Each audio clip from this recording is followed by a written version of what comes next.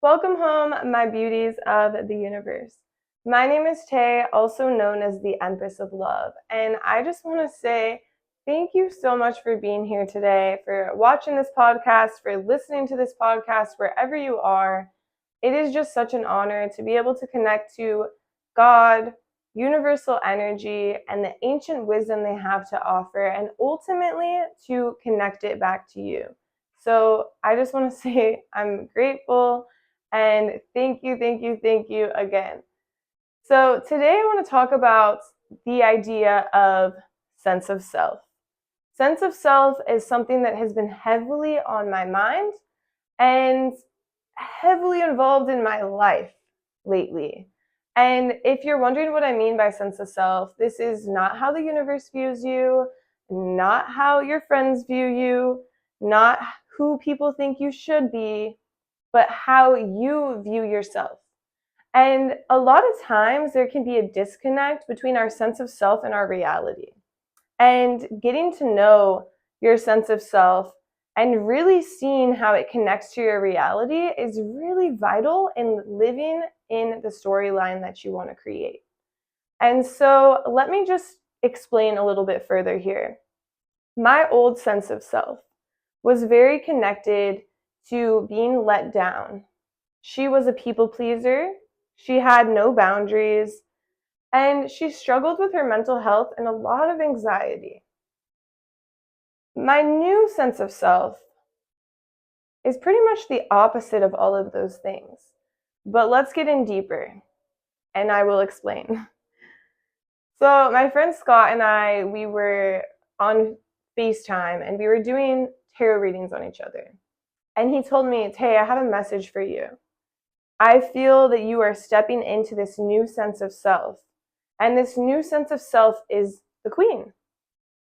And it really got me thinking deeply every second of every day.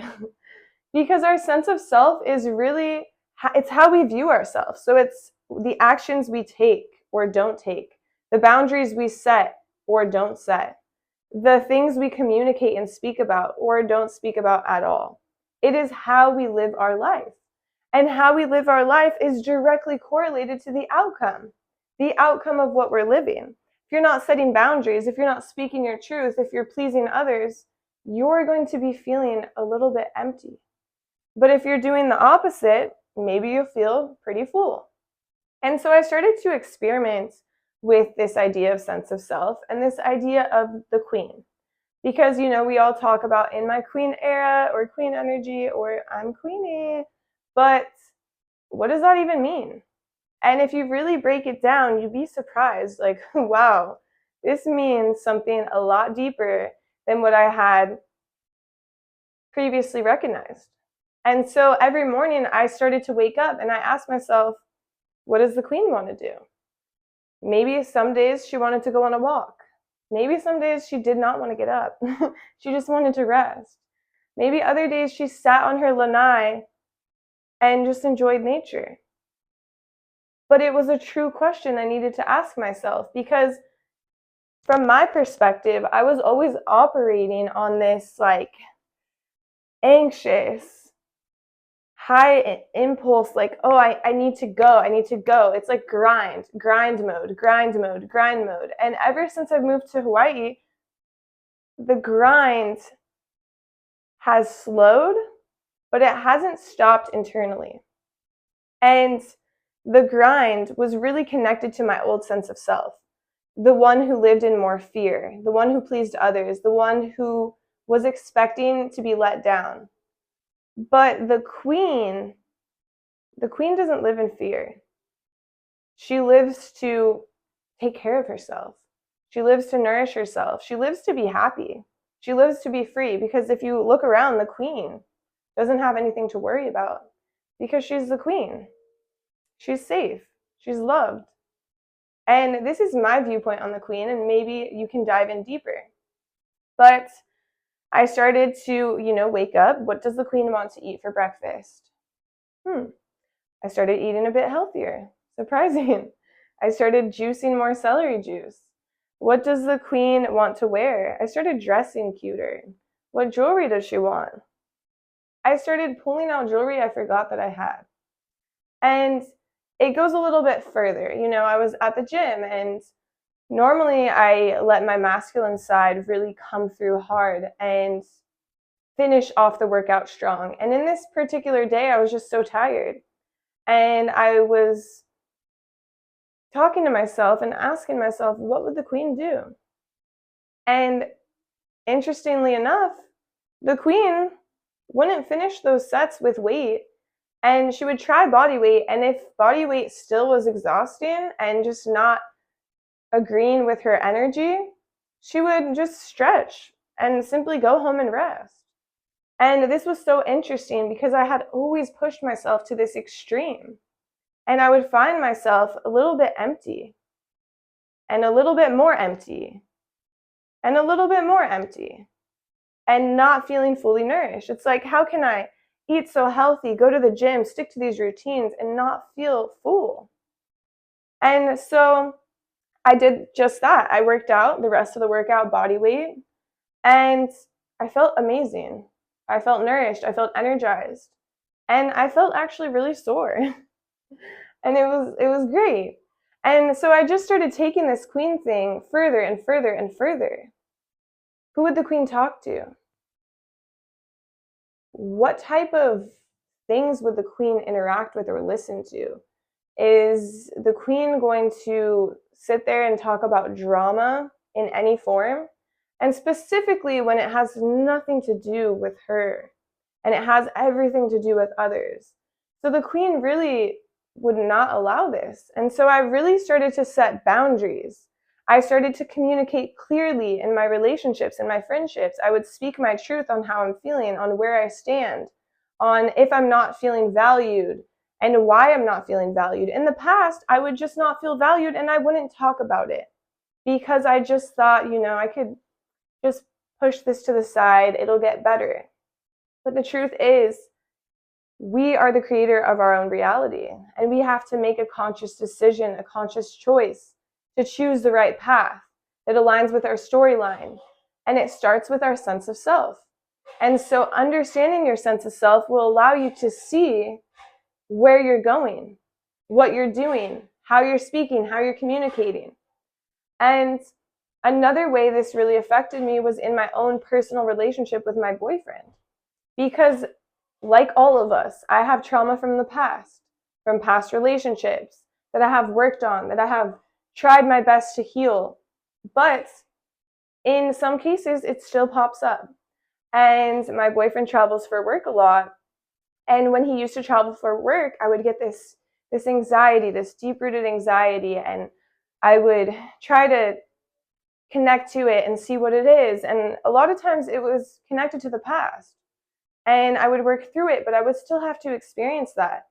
And this last time he went on a trip, I asked myself, as I was experiencing this anxiety, I said, what would the queen do? And the anxiety went away because the queen wouldn't focus on her old sense of self, the one who was always getting hurt. But instead, the queen would focus on her new sense of self, the queen. The one who doesn't have to worry, the one who doesn't have to give into fear, the one who knows she's taken care of. And so I really tapped into that queen energy, and I'm like, yeah, that's true. What would the queen do? I'm like, oh, the queen will take a bubble bath. The queen will go hiking with her friends. The queen will just do whatever she wants because she's the queen, right? And so I really started to step into this sense of self that was so empowering.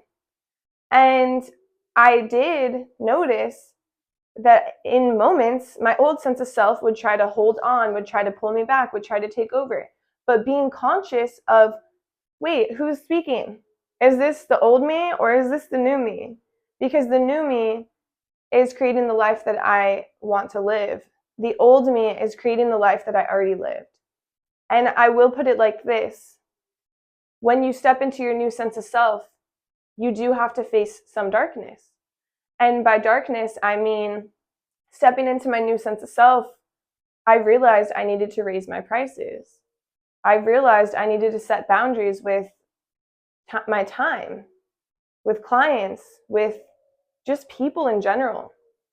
And as soon as I raised my prices, I had tons of people hitting me up for readings, and I had to face the darkness of like anxiety, like, oh, I don't want to raise my prices on them. Like, I feel so bad. I want to please them. And I'm like, wait, who is this? That's my old sense of self.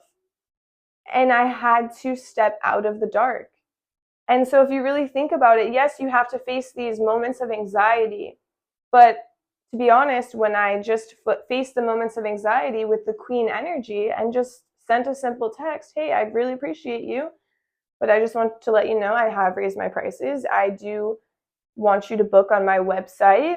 I do take payment ahead of time. All these things, people responded greatly because they were responding to the energy that I was giving off versus this energy of trying to please others, of this energy of fear, of lack. And so this queen mentality really started working wonders in my life because it allowed me to, start eating better, start nourishing myself better. I started asking, what would the queen do for her hair? What would the queen do for her skincare? What would the queen do for her mobility or her exercise or just in general? And I noticed I started eating better, started taking care of my body better, started communicating better, started improving my relationships and my relationship with my lover. And it was just everything started improving.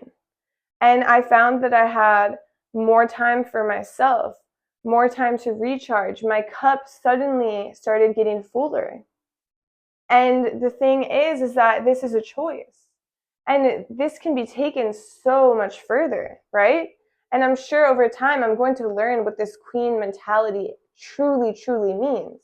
But what I've come here to show you and tell you is that your sense of self directly correlates to your storyline.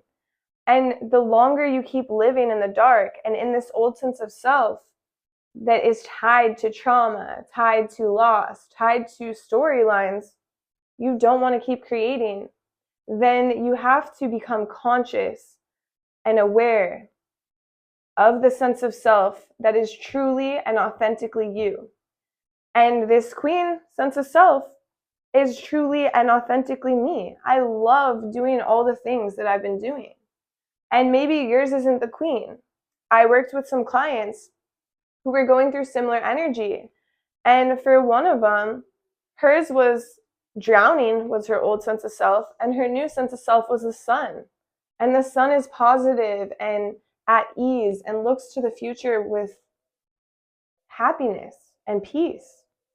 And so, really becoming conscious of your authentic truth and your old sense of self is so important because this authentic truth will allow you to see all the hard work you've done. Because in this person's case, she has put in so much work.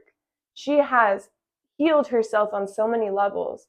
She has gone above and beyond to be conscious and be aware. And so for her to not be able to live in this sun energy, which is an outcome of the work she's put in, would be a disservice to herself.